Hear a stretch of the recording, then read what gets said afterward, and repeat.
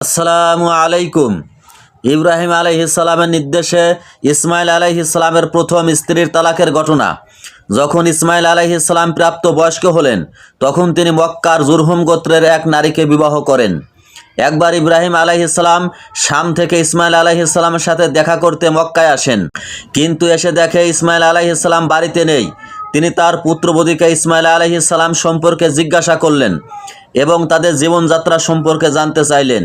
পুত্রবধূ তখন ইব্রাহিম আলাইহিসসালামের কাছে তাদের দরিদ্রতা ও কষ্টের কথা এবং তাদের জীবনযাত্রার দৈন্যদশার কথা অভিযোগের সুরে বর্ণনা করতে লাগলেন।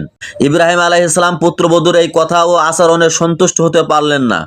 তিনি পুত্রবধূর কাছে ইসমাইল আলাইহিসসালামের জন্য একটি বার্তা রেখে গেলেন। তিনি বললেন, তোমার স্বামী বাড়ি ফিরলে তাকে আমার সালাম জানাবে এবং বলবে যেন তিনি তার ঘরের চৌকাঠ পরিবর্তন করে ফেলেন। ইসমাইল আলাইহিসসালাম বাড়ি ফিরে পিতার আগমন টের পেলেন এবং তার স্ত্রীকে পিতার বার্তা সম্পর্কে জিজ্ঞাসা করলেন। স্ত্রী তখন বার্তাটি জানালেন। ইসমাইল আলাইহিসসালাম যেহেতু আল্লাহর নবী, তিনি বুঝে ফেললেন যে ঘরের চৌকাঠ পরিবর্তন করার অর্থ হলো স্ত্রীকে তালাক দেওয়া।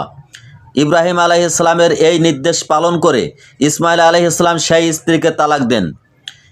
ইব্রাহিম আলাইহিসসালামের উদ্দেশ্য ছিল একজন নবীর স্ত্রীর মধ্যে ধৈর্যশীলতা, সন্তুষ্টি এবং কৃতজ্ঞতা থাকা অপরিহার্য, যা প্রথম স্ত্রীর মধ্যে অনুপস্থিত ছিল।